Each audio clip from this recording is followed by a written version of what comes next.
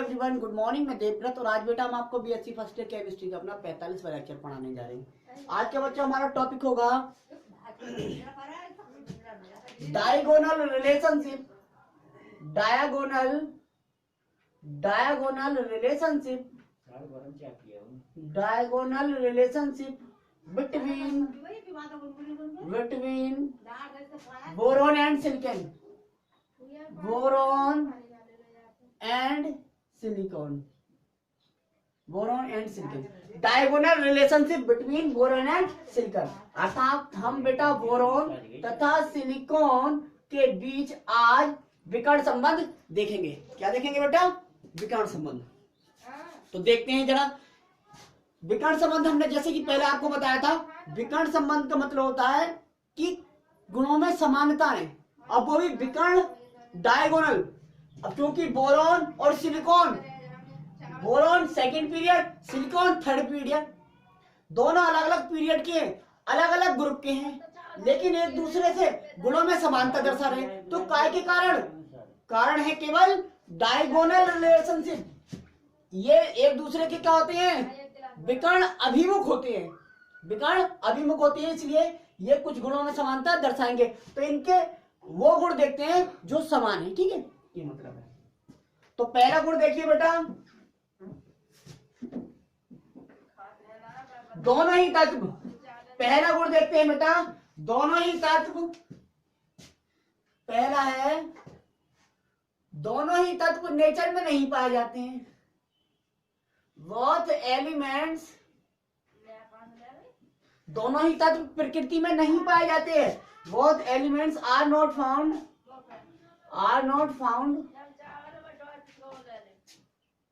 इन nature. दोनों ही तत्व प्रकृति में नहीं पाए जाते हैं। ठीक है। दूसरा गुण देखते हैं बेटा, दोनों ही तत्व प्रारूपी तत्व होते हैं, टिपिकल एलिमेंट्स। दोनों ही तत्व क्या होते हैं? Both elements are typical. Both elements are typical, अर्थात हम कह सकते हैं बेटा दोनों ही तत्व प्रारूपी होते हैं, typical elements. Both elements are typical elements, दोनों ही तत्व प्रारूपी तत्व होते हैं। तीसरा देखते हैं। तीसरा क्या है बेटा? दोनों ही तत्व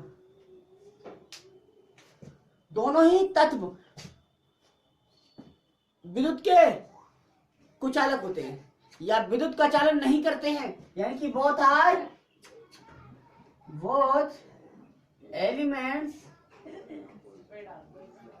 elements are bad conductors of electricity. हो गया? दोनों ही तत्व विद्युत के कुचालक होते हैं, अर्थात अच्छे कंडक्टर नहीं होते हैं। ठीक, देखते हैं। अच्छा, दोनों ही तत्वों के गलनांक तथा क्वथनांक कैसे होते हैं बेटा? उच्च होते हैं, हाई। कुछ होते हैं यानी कि हाई। बोथ एलिमेंट्स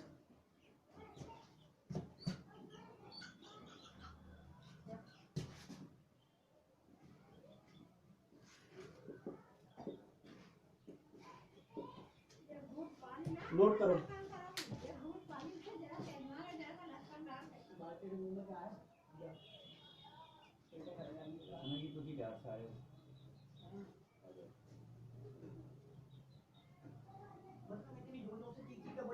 आवाज ना आवे, तुम मतलब आवाज क्या आवे जब?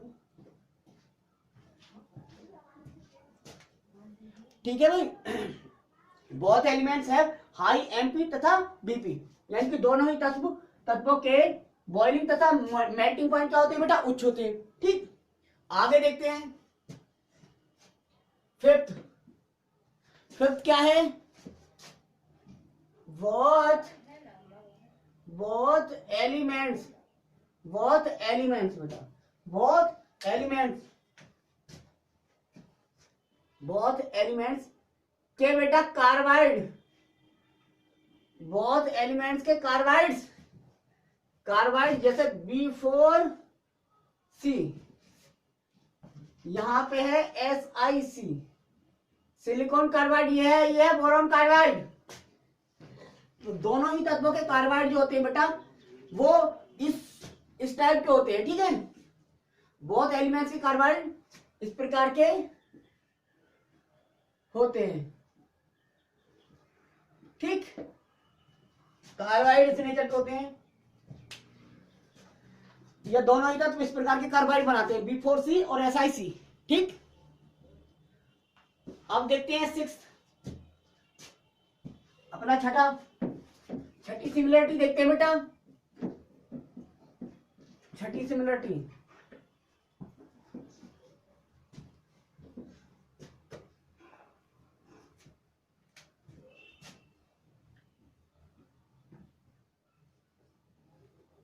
बोथ एलिमेंट्स के हाइड्राइड,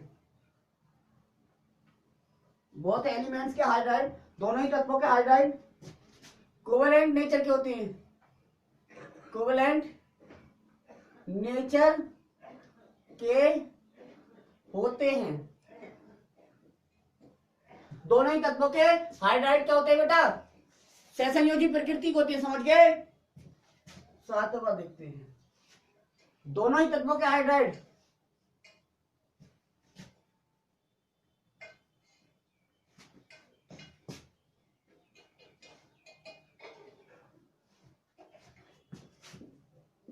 हाइड्राइड है बेटा, टेट्राबोरन, टेट्रासिलिकेन, या इसका नाम था बोरोब्यूटेन, इसका सिल्को, बोरोब्यूटेन इसका सिल्कोब्यूटेन।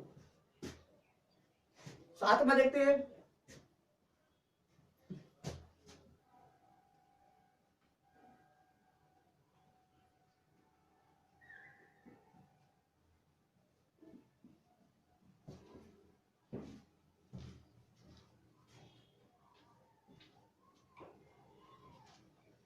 सातवां प्रॉपर्टी बेटा ये है कि इन दोनों तत्वों के ऑक्साइड इस प्रकार के होते हैं, इस टाइप के होते हैं, B2O3 SiO3, बोरॉन ऑक्साइड और सिलिकॉन ऑक्साइड, दोनों के ऑक्साइड इस सूत्र के होते हैं। और इंपॉर्टेंट बात, दोनों के ऑक्साइड जो होते हैं वो एसिडिक नेचर के होते हैं, अम्लीय प्रकृति के, एसिडिक नेचर, एसिडिक नेचर, अम्लीय प्रकृति के होते हैं, ठीक है। दोनों के ऑक्साइड इस फॉर्मूले के होते हैं और एसिडिक नेचर के होते हैं, ठीक है। आठवां देखते हैं,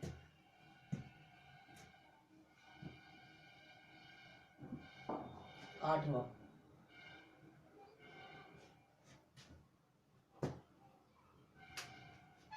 दोनों ही तक बेटा एलोट्रोपी शो करते हैं, बोथ एलिमेंट्स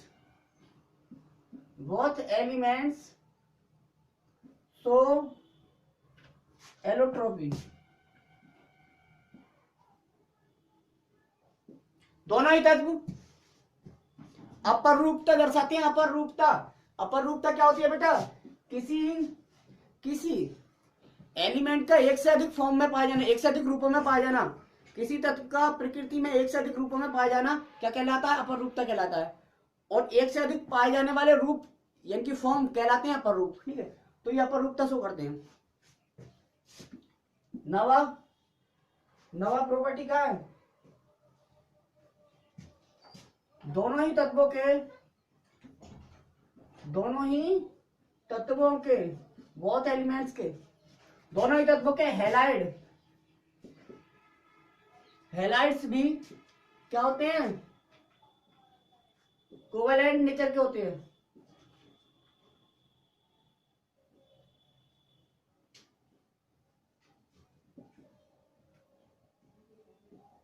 दोनों ही तत्वों के बेटा हैलाइड होते हैं, वो सहसंयोजी प्रकृति के होते हैं, कोवेलेंट नेचर के होते हैं, ठीक है।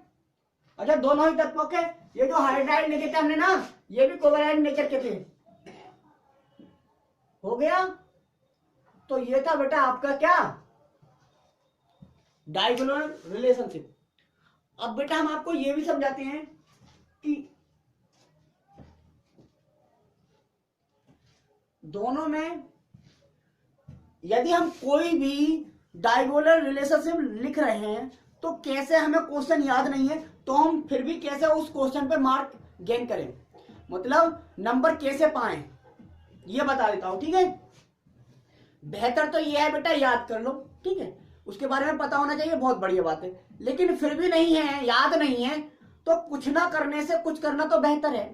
ठीक है, तो इसीलिए हम जितने भी प्रॉपर्टी हैं, आप पीरियोडिक प्रॉपर्टीज याद होने चाहिए कि भाई पीरियोडिक प्रॉपर्टीज के ही नाम कौन कौन से होते हैं। जैसे हम आयनन विभव पढ़ाया था, परमाणु त्रिज्या पढ़ाई थी हमने, इलेक्ट्रॉन बंधुता पढ़ाई थी हमने आपको, ठीक है, आयनिक त्रिज्या पढ़ाई थी हमने आपको, संयोजकता पढ़ाई थी आपको, ऑक्सीडेशन स्टेट पढ़ाया था आपको।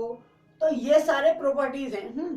तो जनरली ये बात बताइए, जब डायगोनल रिलेशनशिप है उनके बीच में, जब डायगोनल रिलेशनशिप लिखने को बोला है आपसे, तो उनके बीच कुछ संबंध होगा। संबंध का मतलब गुणों में समानता होगी, और गुणों में समानता होने का मतलब ये है बेटा लगभग समान चीजें होंगी दोनों में। तो हम बात करें, मान लो आयनन विभव की बात करें, एक प्रॉपर्टी हमें लिखना आयनन विभव, तो हम ये लिख सकते थे, अभी 10वां ये लिख सकते थे हम, दोनों ही तत्वों के आयनन विभव लगभग समान होते हैं। क्या शब्द यूज करेंगे? लगभग, ऑलमोस्ट। क्या शब्द यूज करेंगे? लगभग। तो दोनों ही तत्वों के आयनन विभव लगभग समान होते हैं, दोनों ही तत्वों की विद्युत ऋणात्मकता लगभग समान होती है, दोनों ही तत्वों की इलेक्ट्रॉन बंधुता लगभग समान होती है, दोनों ही तत्वों की क्या परमाणु त्रिज्या लगभग समान होती है। ठीक है, तो इस तरह से हम बहुत सारे प्रॉपर्टीज के लिख सकते हैं। ठीक है, तो बिना याद करे भी बेटा हमें लिखना जरूर है, क्योंकि बीएससी रिटर्न एग्जाम में हो गया। अब पढ़ते हैं आज हम बेटा अपना 14th ग्रुप, 14वां समूह, यानी कि 4th ए ग्रुप, यानी कि कार्बन फैमिली। तो हेडिंग डालो बेटा कार्बन फैमिली। हमने क्वेश्चन पढ़ लिया, तो आपने अब बोरोन फैमिली अर्थात 3rd ए समूह, सबसे पहला समूह पढ़ लिया है कंप्लीटली। अब पढ़ते हैं कार्बन फैमिली, कार्बन परिवार या 4th ए ग्रुप, 4th ए ग्रुप। ठीक है बेटा, ये पढ़ रहे हैं, देखते हैं जरा इसमें। अब पढ़ रहे हैं हम कार्बन फैमिली या 4th ए ग्रुप, या हम कह सकते हैं बेटा 4th ग्रुप एलिमेंट्स या 14वें समूह के तत्व, समूह के तत्व। ठीक, अच्छा इस फैमिली में देखो कौन कौन से एलिमेंट्स रखे गए हैं। कहे सीता जी सुनो प्रभु, कहे सीता जी सुनो प्रभु, यानी कि कार्बन, क्या बना दिया मैंने, कार्बन बेटा, carbon, silicon, germanium, tin, lead आदि तत्वों को रखा गया। कार्बन का एटॉमिक नंबर 6, सिलिकॉन का 14, जर्मेनियम 32, एसएन 50 और लेड 82। लेड क्या है बेटा? 82, 82। ये एलिमेंट है। ठीक, अच्छा इसे कार्बन फैमिली क्यों कहते हैं बेटा? क्योंकि कार्बन इस फैमिली का, सॉरी कार्बन इस ग्रुप का सबसे पहला क्या है? एलिमेंट है, सबसे पहला तत्व है, इसलिए इस फैमिली के तत्वों को हम कार्बन फैमिली के तत्व कहते हैं। इस समूह के तत्वों को हम 4th ए ग्रुप एलिमेंट्स क्यों कहते हैं? क्योंकि बेटा इस समूह के तत्वों की सामान्य क्या ऑक्सीडेशन स्टेट और वैलेंसी क्या होती है? 4 होती है, इसलिए इस ग्रुप के एलिमेंट्स को हम 4th ए ग्रुप एलिमेंट भी कहते हैं। तो लिखेंगे इस समूह में, इस ग्रुप में बेटा, इस ग्रुप में कार्बन, इस ग्रुप में carbon, silicon, germanium, germanium, tin, lead, ETC आदि तत्वों को रखा गया है,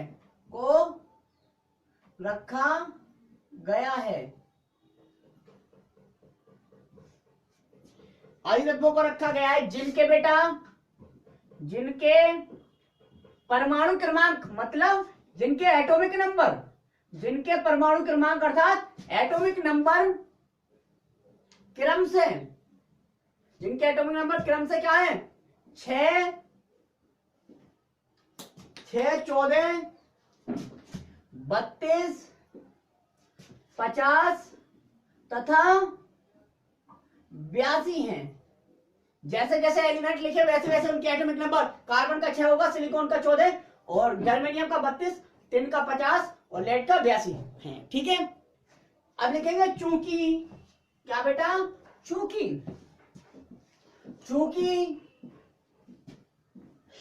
कार्बन, चूंकि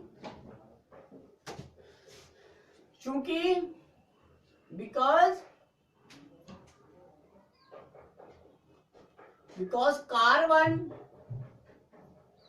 चूंकि कार्बन इस ग्रुप, चूंकि कार्बन इस ग्रुप का पहला तत्व होता है, इस ग्रुप का पहला तत्व होता है, कार्बन इस ग्रुप का क्या है, पहला तत्व है बेटा, इसलिए इस ग्रुप के एलिमेंट्स को, तत्वों को अर्थात तत्वों को क्या भी कहते हैं, कार्बन फैमिली के तत्व भी कहते हैं। ठीक है, अच्छा बेटा, अब बात आई फोर्थ ग्रुप के एलिमेंट्स क्यों कहते हैं, तो लिखेंगे इस ग्रुप, इस समूह, इस ग्रुप के एलिमेंट्स की, इस समूह के तत्वों की सामान्य, जनरल बेटा, सामान्य संयोजकता, जनरली बैलेंसी जो होती है, सामान्य संयोजकता तथा सामान्य ऑक्सीडेशन स्टेट, ऑक्सीडेशन संख्या या ऑक्सीडेशन स्टेट, ऑक्सीकरण संख्या या ऑक्सीकरण अवस्था हिंदी में, स्टेट क्या होती है, +4 होती है। इसलिए इस समूह को फोर्थ ए ग्रुप एलिमेंट भी कहते हैं। अर्थात ये 14वां जो समूह आया उसका नाम कैसे पड़ा, तो उसका नाम क्रमांक से, जैसे 1 2 3 नंबर के आधार पर 14वें नंबर पे आ रहा है, इसलिए 14वें समूह के तत्व। ठीक है, ये सेंटर ऑफ क्या होता है, centre of periodic table, centre of periodic table कहलाता है बेटा। इधर मेटल, इधर नॉन मेटल्स बीच में है ये, इसलिए हम पूछे कि पीरियोडिक टेबल का सेंटर किसे कहेंगे, तो 14th ग्रुप को हम क्या कहते हैं, 14th ग्रुप को हम पीरियोडिक टेबल का सेंटर कहते हैं, केंद्र कहते हैं। ठीक है, अब लिखते हैं general characteristics of carbon family. तो ये देखेंगे बेटा हम कल, general properties of carbon family या फोर्थ ग्रुप एलिमेंट्स। आज बस इतना ही, थैंक यू वेरी मच।